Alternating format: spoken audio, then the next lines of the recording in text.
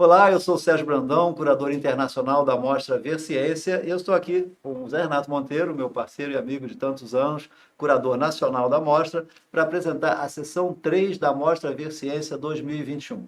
Zé Renato, o que nós vamos apresentar nesse ano na sessão 3? Neste 27º ano de Mostra Ver Ciência, a seção 3 vai tratar especificamente do desenvolvimento sustentável, um desafio inadiável. Na seção 1, nós tratamos da questão da transversalidade da ciência, ciência, patrimônio da sociedade, era o tema da 18ª Semana Nacional de Ciência e Tecnologia, e na segunda, nos debruçamos mais sobre a ciência na pandemia, todo o estado da arte das pesquisas e do desenvolvimento das vacinas, das pesquisas para o acompanhamento de toda a etiologia que se criou ao redor da crise da Covid-19. Na seção 3, portanto, desenvolvimento sustentável. Esse tema que é tão importante para as atuais e futuras gerações. Mas a gente pode fazer uma retrospectiva, nos 27 anos que nós já estamos organizando e apresentando a Mostra Via Ciência. Esse ano passado, a gente apresentou a mostra somente online, né? Até por causa da pandemia, então a gente apresentou somente através do nosso site, verciencia.com.br, e também dos nossos parceiros. Mas o nosso trabalho de seleção, como curadores, de seleção dos vídeos, programas de televisão, ele tem como premissa a qualidade e o exemplo que eles podem servir para inspirar a produção de bons programas de divulgação científica. Para quê? Para a gente disseminar a cultura científica entre a população. É tão importante, né, esse trabalho, não é que a gente queira valorizar o nosso trabalho, mas valorizando já. Eu acho que é tão importante para a sociedade ter cultura científica, as pessoas poderem avaliar as questões, como agora mesmo, como a gente passou, a importância da ciência no enfrentamento da Covid-19. Né? Agora, o que você diria da seleção desse ano do tema do desenvolvimento sustentável? O que você, a parte como curador nacional, pensou na hora da gente escolher alguns programas para ilustrar esse tema? A gente sempre dá espaço para programas nacionais e internacionais. Programas estrangeiros. Né? Nesse momento, claro que o desenvolvimento sustentável ele é uma enorme interrogação na medida em que a gente entra numa etapa distinta de, vamos chamar de pós-pandemia. O que será agora a questão o desenvolvimento sustentável? Ele é definido pelo trato, né, das energias renováveis, dos recursos naturais que se regeneram, que se renovam, certo? E é isso, então, que pauta a seleção desses programas, tanto nacionais como estrangeiros, que a gente está trazendo para essa seção 3. Então, como você disse, o material depois, o catálogo Ver Ciência, ele vai estar disponível nas mídias da Associação Brasileira de Centros e Museus de Ciência, nosso parceiro, a ABCMC, né, e no portal do MCTI, na seção o catálogo, inclusive, nós vamos atualizando desde a sessão 1, a sessão 2, e agora, a partir desse dia 1º de dezembro, nós estamos já completando o catálogo com a sessão 3, não é isso? Isso. Hoje 1º de dezembro, estamos anunciando o lançamento da sessão 3, ela estará disponível depois de amanhã, dia 3 de dezembro. No nosso site, verciencia.com.br, né, o acesso é feito também pelo portal do MCTI, em semanact.mcti.gov.br e nas mídias da ABCMC, abcmc.org.br, né, o Facebook, o site, o Instagram e o YouTube. Portanto, né, o cardápio está bem servido. Sirvam-se. Agora, eu gostaria também da gente explorar um pouquinho o público-alvo da Mostra Ver Ciência. Né? Quem que a gente pensa, né? Queria ver a tua opinião, eu também. A minha é o seguinte, eu acho que o público é o mais abrangente possível, mas a gente tem um carinho especial com o público jovem, né? Especialmente com a faixa de estudantes de ensino fundamental, ensino médio, especialmente em público universitário, que esse público se acostume e tenha prazer de assistir programas que tratam de temas de ciência e tecnologia. E esse ano, dentro do tema desenvolvimento sustentável, que nós queremos que essa cultura para o desenvolvimento sustentável penetre também nas salas de aula, né? E não só, tem também na conversa informal das pessoas. Nós não queremos fazer, a Amostra Verciência nunca teve um propósito de ser uma amostra didática, nós não somos não pretendemos ser ou substituir as aulas de ciências, nós complementamos as informações para a cultura científica, para você poder adquirir conhecimentos através de programas que têm informações bem substanciadas, né, feitas por instituições de respeito, né, por jornalistas e produtores de audiovisuais que realmente têm credibilidade. E essa seleção que nós fazemos é que é apresentada em todas as mostras de ciência e esse ano, na seção 3, Desenvolvimento Sustentável. A programação ela tem a classificação indicativa de 14 anos. Ou seja, da faixa infanto-juvenil, jovem, adulto-jovem, esse dia é o foco da mostra. O que não impede que pessoas de cabelo branco como nós também tenham o prazer de assistir os mesmos programas. Naturalmente, né? Até porque a gente participa da sua construção. É um patrimônio, né? é um recurso, né? É um investimento que esta geração faz, mas que será entregue à nova geração, né? Para que o desenvolvimento sustentável, por exemplo, seja instrumentado e implementado por eles. É uma tarefa que começa a ser dada às novas gerações. Ok, Zé Renato, então acho que está chegando a hora da gente falar um pouquinho em mais detalhes sobre os programas que nós selecionamos para a Mostra Verciência na seção 3 sobre desenvolvimento sustentável, começando com os programas brasileiros. Na pauta da programação, 6 programas brasileiros e 6 programas estrangeiros. Os programas brasileiros começam com o Minuto da Sustentabilidade. São 6 vídeos, 6 clipes de 1 minuto, produzidos para o concurso Minuto da Sustentabilidade, promovido ano passado pela ABCMC. O outro programa, o segundo programa, o uso da tecnologia para a sustentabilidade, é um dos Ciência é Tudo, da TV Brasil.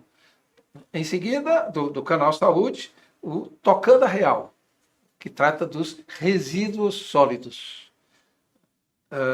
Um programa que vem da Amazônia. Hoje, centro e foco de todo o cuidado do planeta para com a questão ambiental, agroecologia e planeta. São depoimentos fantásticos das pessoas que fazem isso, que trabalham nas próprias comunidades para garantir o desenvolvimento sustentável das suas produções. Em seguida, uma cartilha da ONU, compreendendo as dimensões do desenvolvimento sustentável, que relata, descreve e discrimina o que são os 17 objetivos de desenvolvimento sustentável. E, finalmente, o futuro que queremos, que é uma produção do INPE, né, que posiciona esta geração com relação ao que deve acontecer nos próximos 30 anos, para que o meio ambiente e os recursos naturais sejam preservados e cuidados. Muito bem, essa é a programação nacional. Os programas estrangeiros, 2 da série Futurando, que é da Deutsche Welle, Brasil, porque a geoengenharia é uma promessa ambígua de proteção climática. Essa é uma discussão que está muito acesa hoje, tanto aqui como na Europa. Cidades inteligentes, o que são e como o Brasil inova para segurar a tendência mundial. Então, qual é a nossa contribuição para esse grande debate que se instala já há vários anos? 2 programas da TV Pública Americana, da WGBH, da série Nova. 3 soluções que podem desacelerar ou interromper a mudança climática. Vale a pena ver esse salto tríplice. E sobre uma questão que é específica de todo mundo, porque está dentro de casa. O problema do plástico. Esse, então, traz análises e perspectivas curiosíssimas, né, para que a gente entenda o que que vai nos acontecer, já que os plásticos chegou para ficar. Da BBC, fundamental a presença, lugar cativo para Sir David Attenborough. Esta é a última chance para lidar com a mudança climática. É mais de um dos alertas que Sir David vem fazendo para, ele, do alto dos seus 95 anos, falando para as atuais e futuras gerações. E, finalmente, da BBC News, ser vegano é realmente melhor para o meio ambiente? Essa questão é interessante, mas não digo porque vale a pena ver essa programação. José Renato, e falando da BBC, do papel do Sir David Attenborough, com 95 anos, né? E eu, quando falo BBC, me fala muito de perto, porque eu tive a honra de trabalhar na BBC em Londres, na década de 70, até o início da década de 80, e a BBC tem essa característica da excelência dos programas de ciência para a televisão. Eles sempre tiveram, desde a fundação, na década de 30, a primeira televisão já tinha preocupação em programas de ciência. Mas nós já tivemos, inclusive, o Sir David foi um dos agraciados com o prêmio Ver Ciência, se não me engano, em 2010. Né? 2010. E esse ano nós decidimos fazer uma homenagem muito especial a uma pessoa muito querida, Jana Bennett, que foi durante muitos anos diretora de programas de ciência e depois chegou até a ser a diretora-geral da televisão da BBC. Jana está enfrentando já há 2 anos um câncer e nós decidimos fazer uma merecida homenagem a ela.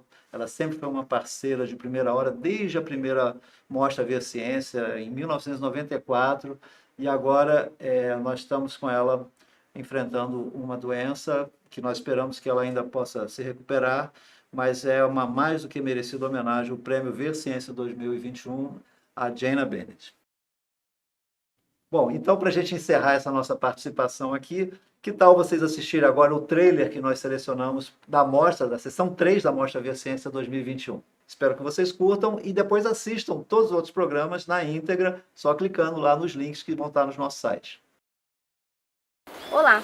Em 2015, vários países junto à ONU assinaram um tratado com Objetivos de Desenvolvimento Sustentável para o Planeta, os ODS.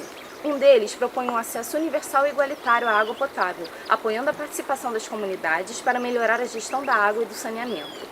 Nós, do Espaço Ciência Viva e o projeto Ciência na Escola, queremos conversar sobre uma maneira eficiente e natural de deixar a água potável.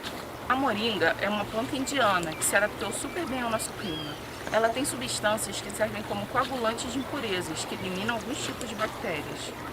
Basta macerar 3 sementes e misturá-las a cada meio litro de água. 1 hora depois, você verá a coagulação e então é só filtrar, ferver e consumir. Esse é um processo natural e eficiente que pode ser utilizado em aulas ou ambientes não formais de ensino e faz parte de um grande banco de experimentos criados pelo Espaço Ciência Viva. Tem alguma atividade legal sobre essa ODS? Venha conhecer e fazer parte dessa grande rede.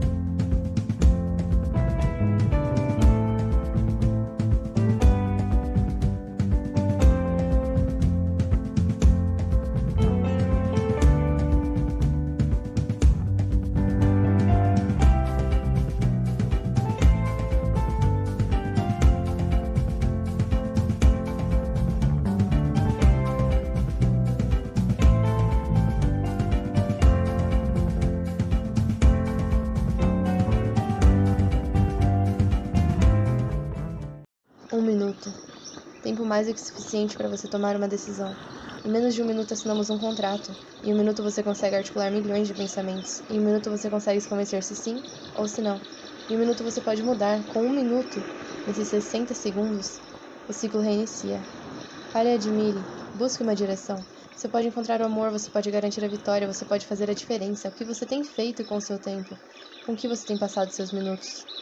Em 1 minuto você consegue sorrir mais vezes do que posso contar. Consegue chorar lágrimas de tristeza, felicidade. Em 1 minuto você pode viver uma eternidade, ou perder a vida em um sopro. Dizem que algo acontece em uma fração de segundos. Imagina o que podemos fazer com nossa infinidade de minutos. Quanto tempo você dedica para pensar em como pode fazer a diferença? Dedique-se 1 minuto. Em 1 minuto nascem ideias, sonhos, metas.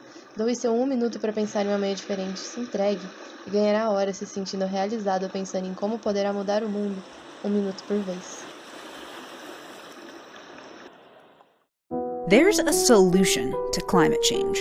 Actually, there are a lot of them. Humanity has a problem on its hands. Our climate is changing, and humans are the primary driver of that change.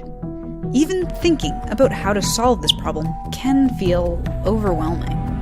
But there's actually a wide set of climate change solutions.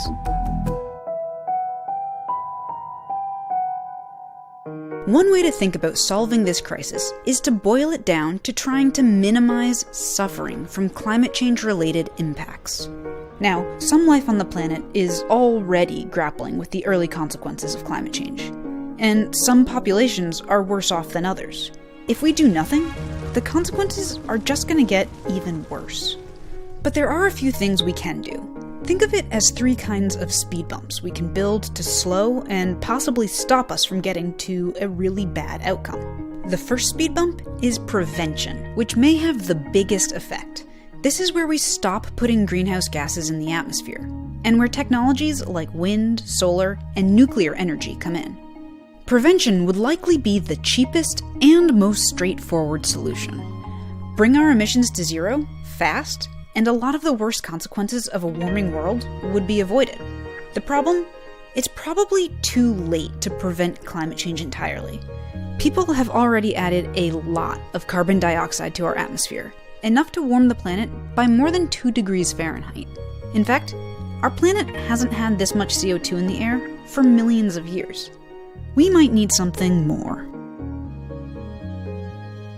The second speed bump? Undo the problem. If we can't stop emitting greenhouse gases entirely, can we at least start taking them out of the atmosphere? Or keep the planet cool some other way? This is where negative emissions technologies come in. Stuff that sucks CO2 out of the air, including natural processes and machines. And even solar geoengineering, which reflects some of the energy of the sun away from Earth, thereby cooling the planet a bit to counteract the warming from greenhouse gases. The undo plan is somewhat controversial. It could be more expensive than prevention, demand a lot of energy resources itself, or have some severe unintended consequences. The third line of defense? Adaptation. This means developing ways to live on a warmer planet. A human being could probably live in a world that has way more carbon dioxide than today. The dinosaurs did it, but civilization would be hugely disrupted. Our coastlines redrawn, our agricultural land moved. If we could somehow adapt to these changes, then theoretically, we could still prosper. This is where technologies like seawalls or drought-resistant crops come in. And it doesn't actually have to mean admitting defeat. Implementing adaptation strategies today will make us more resilient to the vulnerabilities we already face. But adapting to a worst-case scenario may mean a gargantuan shift in the world order as we know it. And there's a lot we can't plan for. For example, we can't predict all of the consequences of changing weather patterns or mass extinctions. That's why the adaptation solution alone won't fix the problem. The higher the prevention speed bump, the lower the others can be. But the reality is, we're already seeing the effects of climate change. And so many argue we'll need to develop all 3 of these solution sets in tandem. How much we invest in one over the other? Well, that's where the debate is at now. Science tells us how the world is likely to change if we continue on our current path.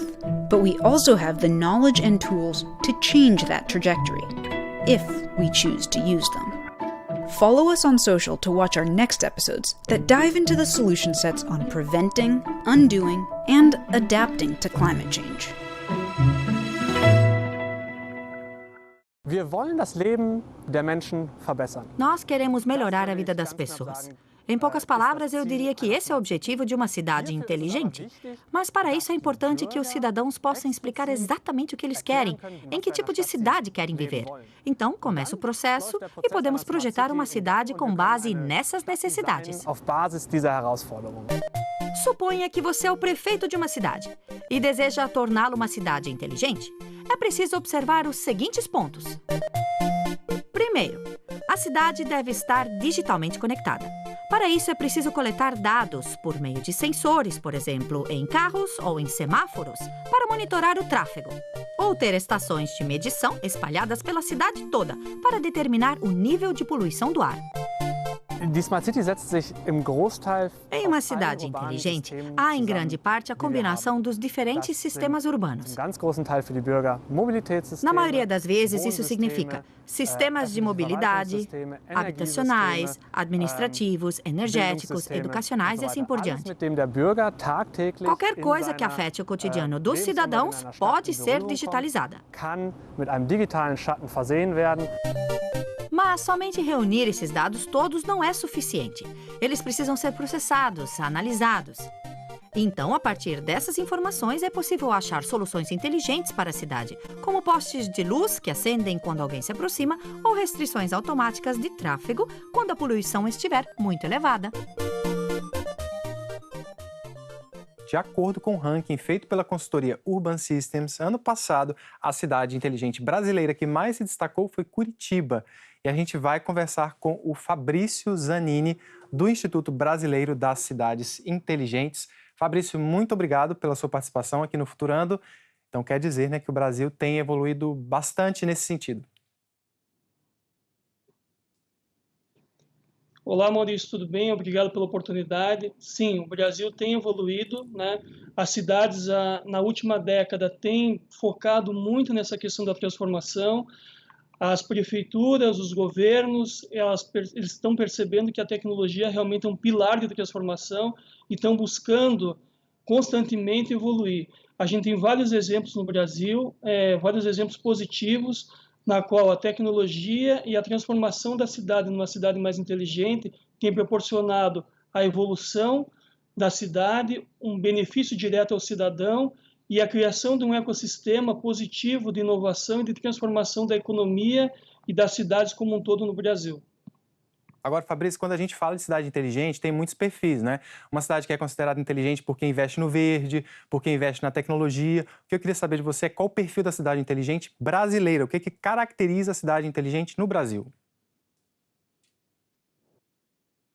No Brasil, eu posso citar o exemplo de Curitiba, que há mais de 20 anos tem se despontado como uma cidade que inova, uma cidade que traz ideias e que proporciona à sua população não só uma mobilidade melhor, né? Então, Curitiba tem um exemplo de transporte público diferenciado a nível da América Latina, tem um sistema que a gente chama de sistema 156, que faz uma relação direta com o cidadão, onde o cidadão pode não só abrir chamados, coletar informações, interagir de uma forma inteligente junto à cidade como um todo, proporcionando uma manutenção melhor, uma diretriz melhor dos novos investimentos que a cidade tem que fazer ao longo da sua existência.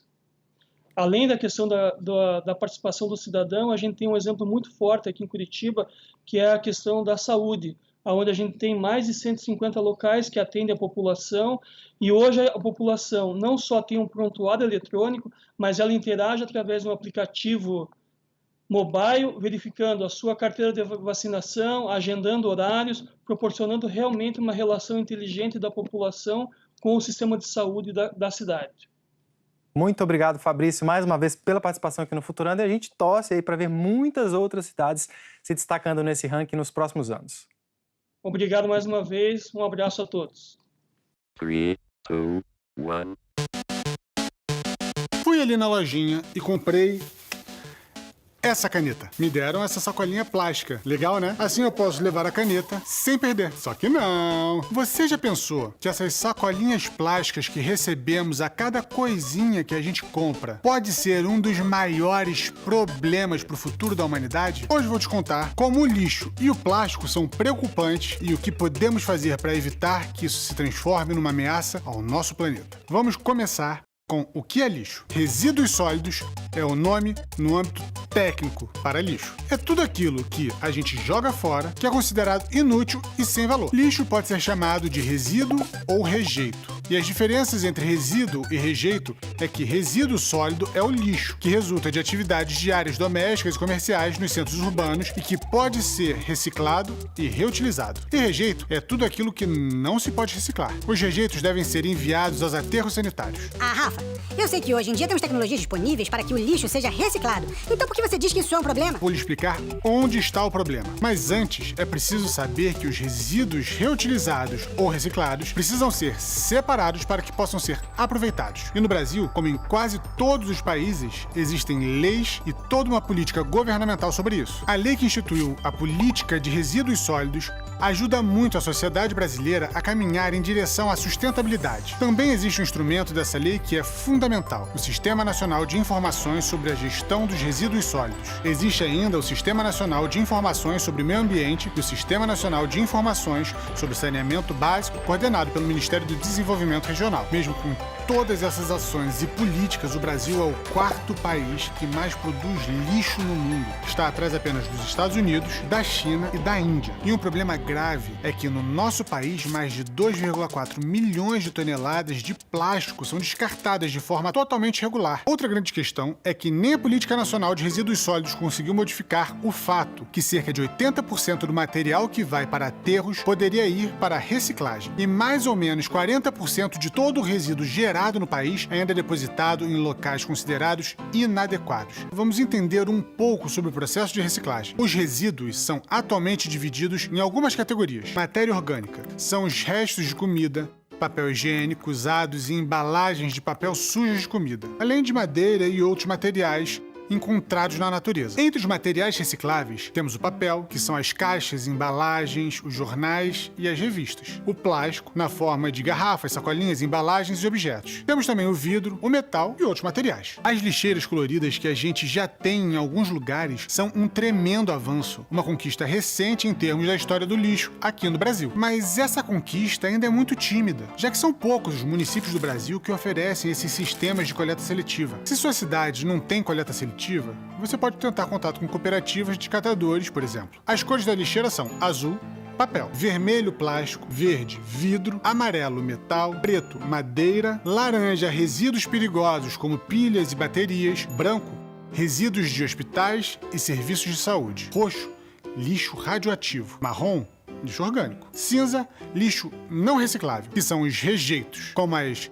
cartelinhas de remédios usadas, tecidos e embalagens que misturam mais de um material. Mas se você quiser saber mais sobre outros tipos de resíduo, visite o site do Sistema Nacional de Informações e procure Gestão dos Resíduos Sólidos ou consulte o IBAMA. Lá vai ter informações bem completas para você. A geração de lixo cresce no mesmo ritmo em que aumenta o consumo. Quanto mais mercadorias adquirimos, mais embalagens vêm junto. Segundo um estudo da ONU, a humanidade produz mais de 2 bilhões de toneladas de lixo por ano. Então, galera, a formação de cidadãos conscientes para diminuir o alto padrão de consumo estabelecido pela sociedade capitalista é a nossa única salvação. Como eu posso consumir de forma sustentável? Para começar no seu dia a dia, em vez de uma sacolinha de plástico a cada compra como essa, use as sacolas retornáveis e diminua o consumo exagerado. Eu sei que os números que eu te disse assustam, mas é possível reverter a situação com um esforço conjunto e políticas mais firmes para termos um mundo mais limpo.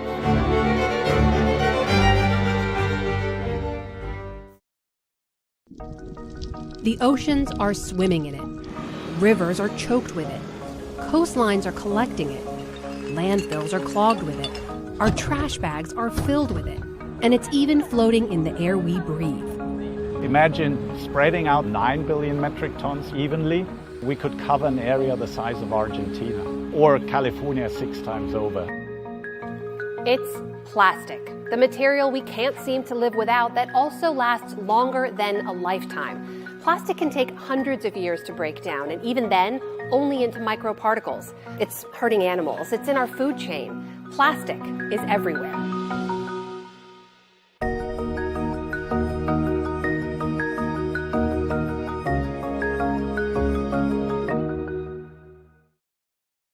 This is Easter Island, or Rapa Nui as locals call it. Sitting in the middle of the South Pacific, its closest neighbor is more than 1,000 miles away. All along the rocky coastline, chunks of plastic are easy to spot. Not so easy to spot, the microplastic hiding in the sand. as my NewsHour colleague Jeffrey Brown found. This is microplastic, this is a rug, this is a plastic. For cleanup crews here, it's a never-ending battle. Maybe if clean all day, it's not possible. Cleaning all day is not enough. It's not enough because the center for the plastic is not here, it's there. Yeah. It's terrific. The trash is mostly coming from what's called the South Pacific Garbage Patch, an enormous swirling vortex of marine debris swept up in ocean currents and collected into a trash mass 1.5 times the size of Texas. That patch was discovered in 2017, 20 years after scientists discovered the Great Pacific Patch, 2 swirling masses of debris 3 times the size of France. On the shores of Easter Island, Ana Maria Gutierrez does what she can to organize beach cleans. It's depressing because you find all kinds of plastics, from buoys to shoes, even car parts, everything. It's like a dump, but in the ocean. It just arrives. But the worst is that because the waves hit the coast, the bigger plastics get smaller and smaller, and it's very difficult to remove them because you have to move very big rocks along the coast and the trash just gets inserted in them, and it's becoming part of nature. The world is trashing the ocean, and that trash, we're receiving it in our coast, in Rapa Nui. It's like someone putting a gun in your head and telling you, you must receive that. Pedro Edmonds Paua is the longtime mayor of Hangaroa, Easter Island's one town. He says over the years, the plastic problem has only gotten worse. It's coming from everywhere. It's too much. Every year is more and more. And those tides of plastic aren't just a blight on the landscape, they're hurting wildlife around the world. According to one study, if current production trends continue, by the year 2050, there will be more plastic than fish in our oceans. So plastic is in the fish. It's at the bottom of the ocean. It's even on your plate. Where isn't it? Look, more than 9 billion metric tons of plastic have been produced since 1950.